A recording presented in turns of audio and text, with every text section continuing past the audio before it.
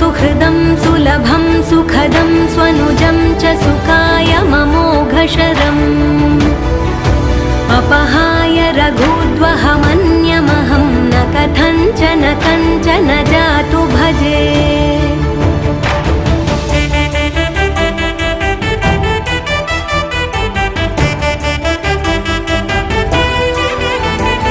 विना वेङ्कटेशं ननाथो ननाथः सदा वेङ्कटेशं स्मरामि स्मरामि।